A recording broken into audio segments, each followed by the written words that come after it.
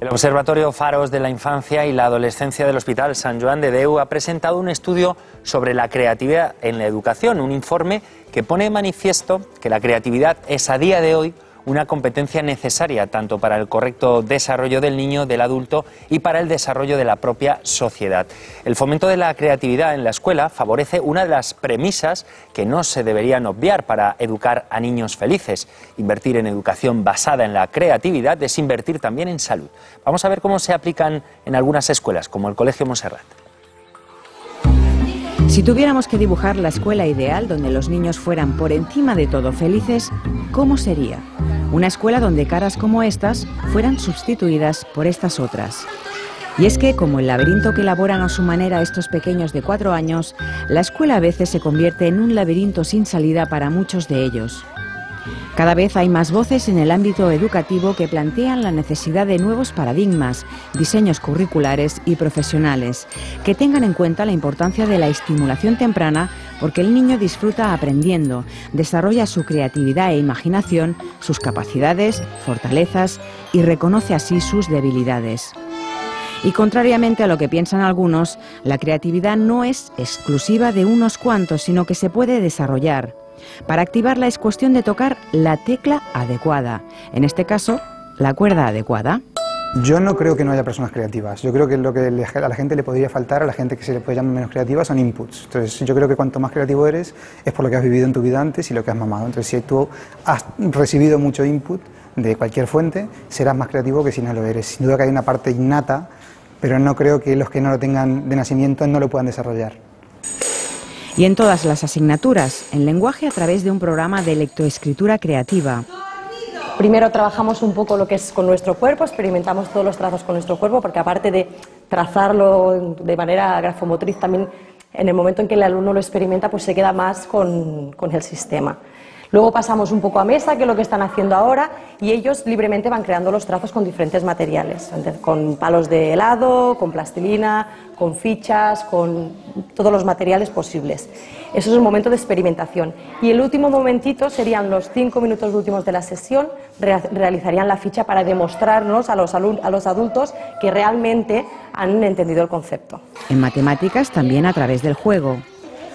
Nosotros lo que hacemos es trabajamos los diferentes aspectos de la matemática siempre a través del juego. Es la manera principal en la que después sí que acabamos con una pequeña ficha, pero todo lo hacemos a través del juego y normalmente manipulativo.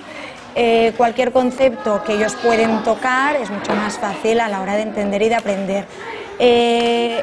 En este caso concreto de las regletas, pues sí que es la manera más fácil de entender algo como la numeración tan abstracta, ¿no? Que siempre nos ha parecido algo sumamente abstracto. Vamos hoy a descomponer por regletas. ¿Os acordáis cómo se descomponían los números por regletas? A ver, Laia, si yo te enseño la regleta del número, ¿qué número es este? 8. ¿De qué maneras voy a poder yo con mi maleta descomponer el número 8? Pensamos y hacemos. Todo el mundo saca la regleta del número 8. ¿De qué color es la regleta del número 8? Marrón, perfecto. Y ahora voy a hacer la descomposición de mi regleta. En edades superiores, las matemáticas dejan de ser la asignatura hueso y se convierten en una materia que llega a entusiasmar. Es un proyecto que utiliza todas las inteligencias múltiples, de manera que los alumnos puedan incorporarse a la adquisición de conceptos matemáticos, por muy complicados y abstractos, o que sean desde el juego, desde el cuento, desde las fichas. Entonces, para ello, siempre se realizan actividades primero de cálculo mental, siempre 5 minutos para iniciar la clase, y después, como podéis ver, han habido juegos de cubos, que son juegos de cálculo aritmético, matijuegos, que son juegos de tablero, juegos de mesa. Luego explicaciones cuando algún grupo pues quizá le ha costado más interiorizar ese concepto, y después fichas de trabajo. En este centro las aulas no están distribuidas de forma convencional porque se parte de una premisa: la arquitectura también educa. Cualquier rincón es bueno para imaginar, crear, aprender. En este momento este proyecto se trata sobre las 3 R, reciclar, reusar y reducir, y hoy cada niño tenía que traer un material que el fin de semana pasado fuera a tirar a la basura, lo han traído a clase y luego en grupos de 3, con los 3 materiales que tienen, tenían que decidir, han hecho una lluvia de ideas, tenían que decidir qué podían crear con esos 3 materiales. Pero no hay que olvidar que un niño es feliz en la escuela cuando lo es en su casa. Esta es la base para iniciar una buena educación emocional. Así que hoy vamos a conocer a Max, un entrañable erizo que de forma lúdica ayuda a los más pequeños a poner nombre a sus emociones y a los padres a saber hablar de ello. Los expertos precisan que la escuela debe acompañar este proceso educativo caminando en la misma dirección, porque el siglo XXI está llamado a ser el siglo de la creatividad y de la innovación, sin olvidar, por supuesto, las emociones. Bueno, pues ya han conocido a uno de los protagonistas de la tertulia de hoy, el erizo Max. Ahora, Max, si me permites, estaría bien presentar al resto de tertulianos que nos van a acompañar en la mesa de Para Todos Lados. ¿Te apetece? Claro que sí, vamos a ello. Pues nada, vamos a presentar a los tertulianos que nos acompañan para educar a niños felices. Contamos con José Antonio Marina, es filósofo, ensayista y pedagogo. Actualmente dirige la Universidad de Padres. Muy buenas tardes, bienvenido. Buenas tardes y gracias que nos haya permitido el erizo que estemos aquí. Claro que sí. Que también se ve quién manda, ¿eh? También vamos a saludar a Ana Carpena, que es profesora especializada en pedagogía terapéutica, es miembro del Comité Científico y asesor del Congreso Internacional de Educación Emocional, asesora de la colección Crezco Feliz. Bienvenida, Ana. Muchas gracias. Y por último saludamos a José Canales, es director de la Escuela IDEO, profesor también de Educación Física. Bienvenido. Muchas gracias. Bueno, pues la primera cuestión, ¿cómo educamos a niños felices teniendo en cuenta, como se decía en el vídeo, que un niño es feliz en la escuela siempre y cuando sea feliz también en casa, José Antonio? Sí, el problema de la relación entre escuela y familia es complicada, por eso es por lo que fundé la Universidad de Padres. Y yo creo que hay que saber exactamente a qué nos referimos cuando decimos queremos que los niños sean felices. Porque no es solo que los niños estén contentos siempre, sino que nosotros sepamos ayudarles a atravesar pues todas las experiencias emocionales que tienen, que unas serán buenas y otras serán malas. Y entonces también tenemos que ayudarle ahí. Los niños tienen que jugar, los niños tienen que sentir que se desarrollan, los niños tienen que sentir que progresan, que para ellos es una experiencia absolutamente colosal. Todos los niños en todo el mundo, a los 2 años y medio, dicen, mamá, mira lo que hago. Porque lo que quieren es que les reconozcamos que progrese. Y aunque tengamos que exigir, es un esfuerzo para progresar. Y todo eso forma parte de la felicidad. Si no manejamos una idea de felicidad muy dulcecita y que después nos estaba produciendo malos resultados, porque eran niños que no habían aprendido a resistir, por ejemplo, la frustración. Dentro de la educación para la felicidad está todo. Está el que no se sientan solos en los momentos malos y el que disfruten de los momentos buenos. Ana. Estoy de acuerdo en que un niño que es feliz en casa es feliz en la escuela. Y al revés, un niño que es feliz en la escuela será feliz en casa.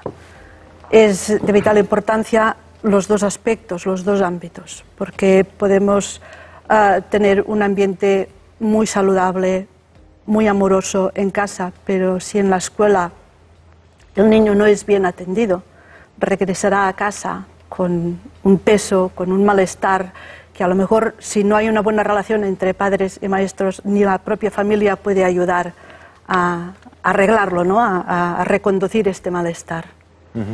Sí, vamos a... En la misma línea, entiendo que bueno, es un tema de comunidad educativa, evidentemente.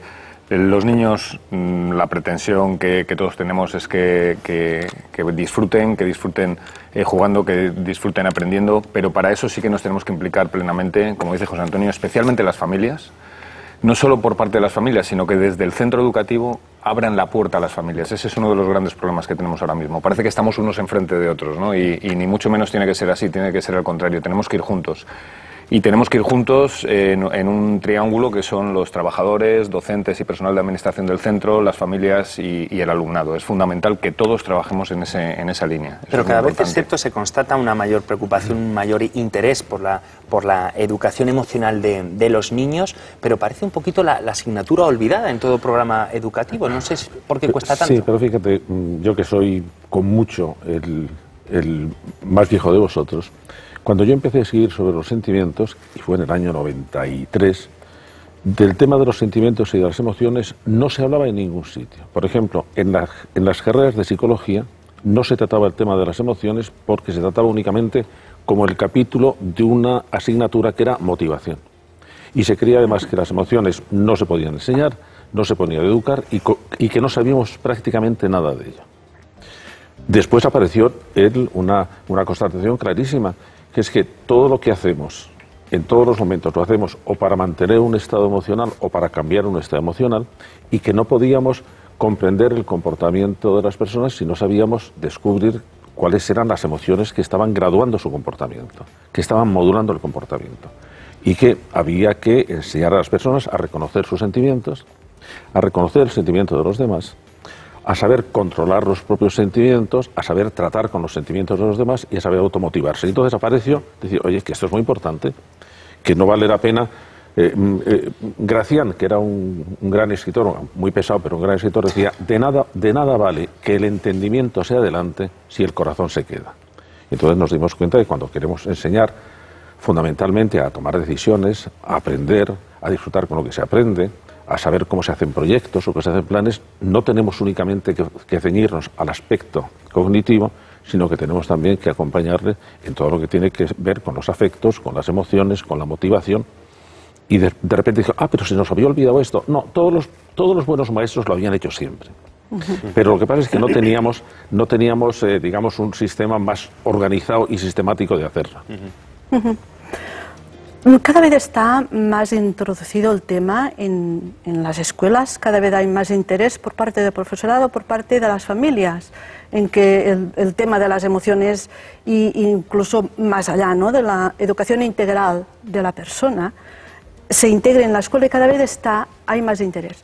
Sin embargo, tu pregunta, ¿qué pasa? Que cuesta mucho desde la parte oficial, ¿no? Y creo que mientras quien dirija las administraciones educativas no estén formados en este tema, no se verá la importancia definitiva, porque es cuando la propia persona está formada que se da cuenta de la necesidad para la vida laboral, para el aprendizaje, para que esto sea elemento necesario e imprescindible. Claro, porque en tu caso, José, diriges una escuela que tiene un lema bastante curioso, ¿no? Sí. De mayor quiero ser feliz. Sí. Bueno, ¿qué diferencia esta escuela del resto? Sí, bueno, elegimos el lema precisamente por eso, ¿no? Porque tenemos que partir de que de pequeños siempre se es feliz, o se debe ser feliz. Entonces, el propósito y la dificultad donde realmente está es a medida que van pasando los años. Primero gestionarlo, ¿no? Como se dice, o sea, hay que saber gestionarlo y hay que saber gestionarlo por parte de todos. Pero después tenemos hay un momento en que es el momento donde se decide que las emociones pasan a un segundo plano, que eso es cuestión no es cuestión de la escuela, estamos hablando incluso en primaria o en secundaria, donde lo único que importa, y ahí sí que estoy muy de acuerdo con Ana, quien legisla, lo que importa son los resultados y los resultados académicos exclusivamente, donde las emociones no cuentan para nada. Y a partir de ahí lo que se decide es que el objetivo es otro, o sea, ahí no hay que ser feliz, sino hay que aprender.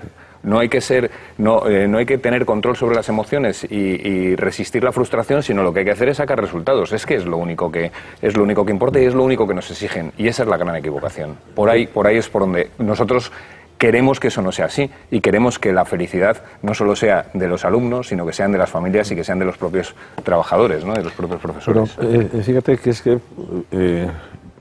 es tan sumamente fácil explicar por qué esto es importante. Nosotros en la Universidad de Padres hay 2 o 3 sentimientos que además sabemos en qué momento aparecen, sabemos que se aprenden y sabemos que con frecuencia se aprenden mal. Uno de ellos es el miedo.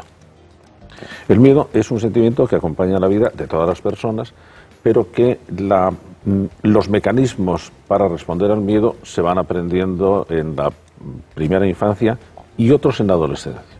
Por ejemplo, vemos una enorme cantidad de casos en que una timidez infantil, cuando llega a la educación secundaria, se convierte en una fobia social. Eso es un problema de tal categoría que entonces debemos saber preverlo, debemos saber exactamente enseñar a los niños cómo tratar con sus miedos. Todos los niños tienen miedos evolutivos, pero tenemos que saber detectar cuándo esos miedos están siendo demasiado duraderos o demasiado intensos, y eso forma parte de la educación. Todos los maestros han sabido que los niños tienen miedo, muchos niños tienen miedo a la escuela, y lo han resuelto como han podido. Pero es que este es un tema Este es un tema. Hay niños, por ejemplo, que no son alegres.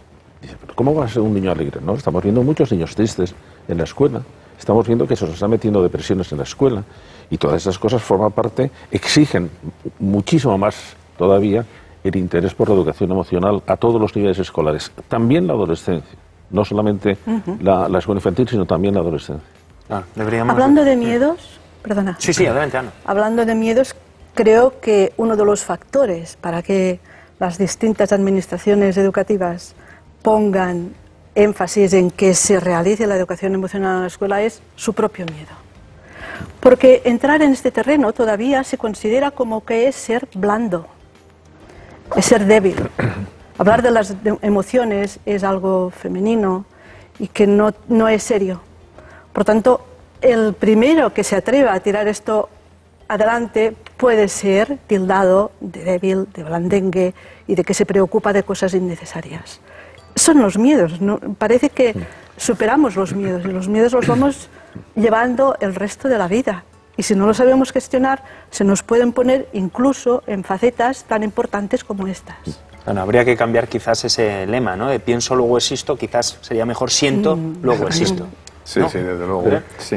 Pero fíjate, por ejemplo, con Canales, una de las en la nueva ley de educación sí ha dado importancia a la educación de las emociones, pero en una asignatura, que es educación, valores cívicos y sociales, en que ahí se manejan mucho las emociones, pero es que tiene que ser a través de todas las asignaturas. Por ejemplo, un tipo de enseñanza que es fantástica para la educación emocional es precisamente la educación física. Es decir, el poder que tiene la educación física para moldear algún tipo de actitud ante la vida que no está muy segura, que es estupenda, como eran los talleres de teatro, que tiene una potencia para la educación emocional absolutamente fantástica, porque nos permiten tratar o resolver problemas que en otras asignaturas a lo mejor no estamos tan capacitados para ellos. De manera que es importantísimo, pero precisamente para asegurar el éxito también académico. Porque Ana, tú tienes, seguro que tenías experiencia, cuando un niño se encuentra, o un adolescente, encuentra que gestiona mejor sus emociones, está en mejores condiciones también para gestionar sus aptitudes cognitivas. Es decir, porque muchas veces... Evidente. Es clarísimo. Y esto va ligado a tu pregunta. ¿Qué es pienso, luego existo? ¿O siento y luego existo? Son las dos cosas. Porque pienso y siento y pienso, existo. Porque no puede separarse. Si mis emociones y mis cogniciones, mi razonamiento van en paralelo, van de la mano, es cuando puedo sacar lo mejor de mí misma. Y es el ejemplo que estabas poniendo, José Antonio. Un adolescente o no adolescente, en el momento en que puede gestionar sus emociones, sus cogniciones saca el mejor rendimiento de ella. José. Sí, no, en ese sentido también, ir en esa línea, ¿no? Cuando hablábamos de transversalidad, o sea, que esto no se trata de una materia, de una asignatura, sino que es absolutamente en toda la vida del centro y de fuera del centro. Pero es importante, además, tirar también de aquellas materias, aquellas asignaturas que a veces se olvidan, como es educación física, como es educación artística, ya sea las artes plásticas, las escénicas, la música, sin olvidar, evidentemente, las instrumentales propias. Pero desde ahí sí que nosotros lo que vamos a conseguir es una competencia completa, integral, que es de lo que se trata. Y todas esas materias ayudan a la creatividad. Hemos visto un vídeo fantástico, ¿no?, del Colegio Montserrat, donde en realidad esa es la forma, ¿no?, del trabajo en equipo, del trabajo emocional y conseguir los objetivos que pretendemos, ¿no?, que es las competencias emocionalmente. Bueno, lo veíamos en el vídeo, en el reportaje, está demostrado que la creatividad sirve para solventar conflictos, innovar, ¿verdad?, relacionarse mejor. Sin embargo, un estudio de la Comunidad Europea, basado en encuestas realizadas a profesores europeos, constata que en el caso de los docentes españoles, ojo, la mitad de ellos cree que la creatividad no juega un papel importante en el currículum escolar. Yo no sé cómo lo veis vosotros. Vamos a ver, yo creo que ahí tenemos que aclarar las cosas, entre otras cosas, ¿qué entendemos por creatividad? Cuando estamos hablando de creatividad, no es que cada niño tenga que pintar un cuadrito, hacer un sonetito y que hacer una canción. La creatividad es la capacidad de enfrentarse a problemas nuevos para los que no se sabe la solución e inventar la solución. Y esto es lo que tenemos que desarrollar los niños, porque inevitablemente se van a encontrar con ellos en toda su vida. Respecto de qué van a estudiar, respecto de qué hacen para tener novio o novia, respecto de qué hacen con el trabajo. No es que queramos que todos sean artistas. El haber confundido la creatividad con la espontaneidad y el arte ha hecho que muchos profesores teman a un alumno demasiado creativo. Porque puede intentar ser creativo en la tabla de multiplicar, y hay que distinguir que hay cosas en que no se debe ser creativo, porque están bien hechas, y hay otras en que deben ser creativos. Pero ojo, los datos son demoledores, sí, José, bueno, o sea, la mitad de los docentes españoles.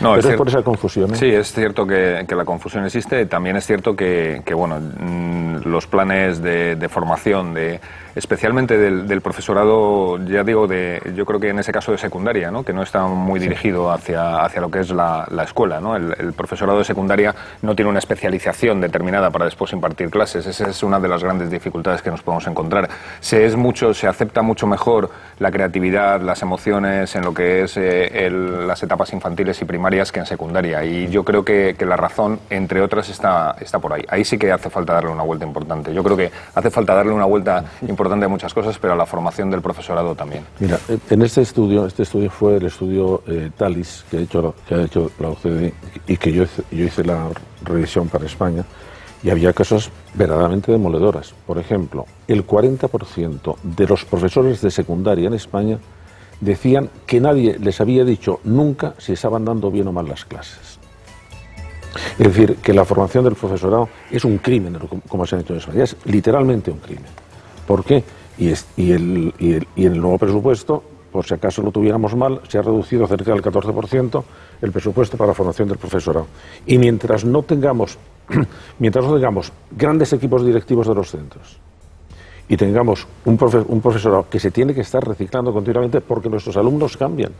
Como funciona la cabeza de un niño en este momento no es como funcionaba hace 10 años, porque tiene otros inputs, porque tiene otros modos de pensar, porque los niños que han nacido ya en un entorno informático denso manejan la atención de otra manera y manejan la memoria de otra manera, y no podemos estar diciendo, bueno, yo di unas clases cuando hice el CAP hace 20 años y estoy... No, ha cambiado mucho el panorama, y por lo tanto, si hay alguna profesión en que tenemos que estar con una actualización continua, es el profesorado. Ese es el objetivo de Crezco Feliz, por así decirlo. Ana.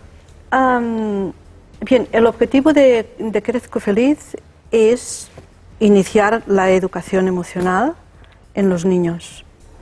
¿Se relaciona con la creatividad? Sí, está relacionado con la creatividad, está relacionado con todo el desarrollo de la persona. Las emociones son básicas también para la creatividad, porque si uno tiene miedo no va a ser capaz de hacer preguntas, de buscar caminos, de buscar soluciones, de establecer hipótesis, porque no se atreverá si tiene miedo. El objetivo es poner nombre a aquello que se siente y luego poder gestionar aquello que se siente, y es solamente una introducción porque está pensado para niños de 4 años. Es una colección de 4 libros, ¿sí? Y van a aparecer más, en los cuales los primeros se ayuda a que se conecte con lo que se siente, y hay otro en que el personaje central, que es el erizo Max. El erizo, que está presente en todos los libros, enseña a regular las emociones. En los primeros libros, a partir de situaciones normales cotidianas, se ayuda a crear un diálogo con los padres, y hay unas orientaciones para que los padres puedan utilizar estas situaciones que ofrece el libro para poder dialogar y ayudar a los niños a conectar con lo que sienten y ponerle nombre. ¿Vale? Es la única manera de poderlo gestionar, porque si no sabes lo que sientes no lo vas a gestionar. Yo no puedo gestionar algo que desconozco. Primero he de saber qué es lo que he de gestionar. Y ya los niños saben que sienten, y luego el erizo es quien les propone unos pasos para regular aquellos sentimientos que causan malestar. Por ejemplo, la tristeza, cuando hay una tristeza muy grande, o cuando hay rabia.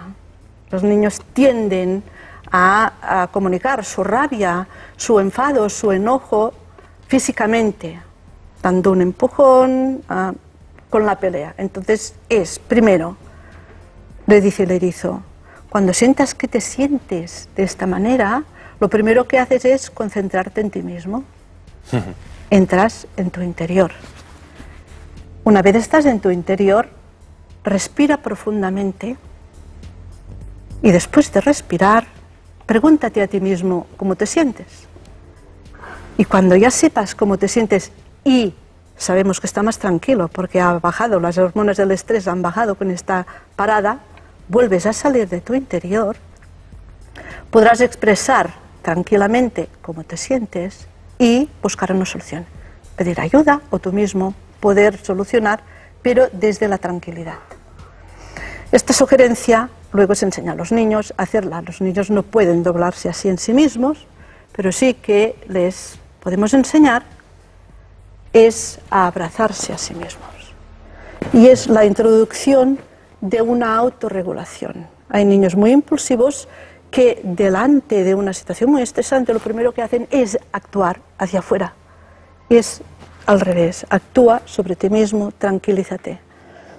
Ponte así, respira, pregunta cómo te sientes. Y este es el objetivo, es conecta y regula. Bueno, vemos que queda todavía mucho por hacer, pues con estas soluciones vamos a concluir la mesa, la tertulia de la educación. Muchísimas gracias, tanto a José Antonio como a José como a Ana, por la visita. Os deseamos mucha suerte a los tres. Gracias. A vosotros.